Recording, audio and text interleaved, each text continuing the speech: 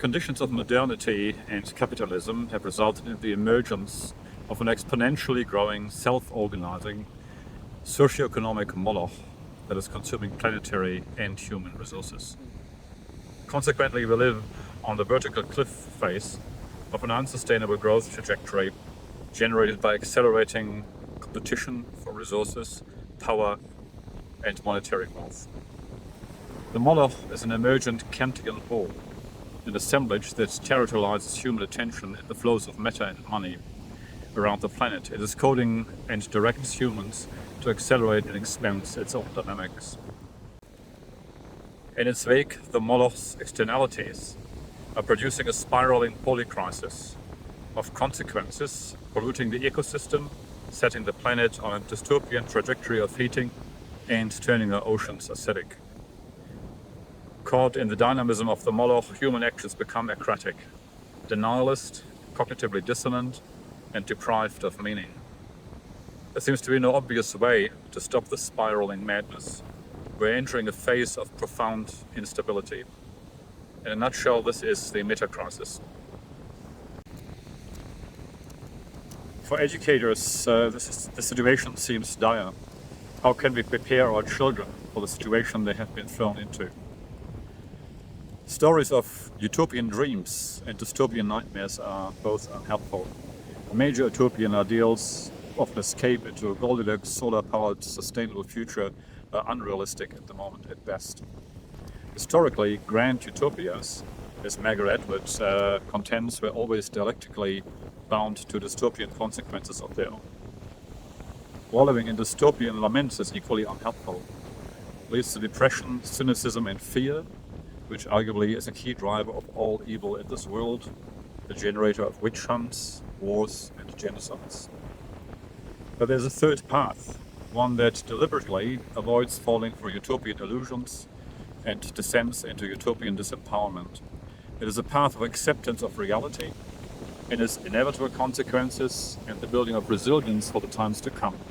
It is Rupert Read's Thrutopian. In my paper, I trace steps towards a Thrutopian Metacrisis curricula. In 2017, Rupert Read responded to the metacrisis dilemma with a pragmatic realization. The consequences of the metacrisis are by now unavoidable. We have already entered what will be a long planetary emergency lasting probably centuries at least. Read said, we need ways of seeing, understanding, inhabiting, and creating what will be needed for the very long haul, visioning the politics and the ecology of getting through. As Read phrased it, we're entering a time of Thrutopia, a time where visions of a world saved cannot remain static, but must become dynamic, adapt to the growing dystopian realities, and become continuously remade. I personally see minor utopian strategies as building blocks for a Thrutopian curriculum that can diffuse the major dominant context of the model. Building on the work of Deleuze and Guattari, Sidney Katz emphasized minor theory and argued that minor theory creates an interstice in the dominant major contexts and tears at the confines of major theory, pushing its limits to provoke a line of escape, rupture, and tension, out of which something else might happen. The major utopian response to the situation is an appeal to global solutions, a society-wide programmatic system change at a ground scale. However, I argue that hoping for the materialization of a major utopian solution is not only futile, but also disempowering. The moloch will likely thrive on ground utopias and direct their enactment to grow its own powers. The strategy that I propose for the deterritorialization and disempowerment of moloch for the Thrutopian times is a minorization of the problems, a refocusing on the minor contexts and relationships, from family to community to local place-based politics, and the molecular tapestry within which we live and must get through, and within which solutions, I believe, can emerge. Entering a Thrutopian stance, I believe, is a new beginning. The moloch emerged from the collective actions and reactions of billions of people, and something different can emerge in its place if we educate the conditions for that into being. In my paper, I point to some key educational strategies. I contend that we already possess much of the educational, theoretical and practical toolset to enact such strategy, but need to employ this deliberately now to form a Thrutopian curriculum that defies Moloch and guides us and the next generation through.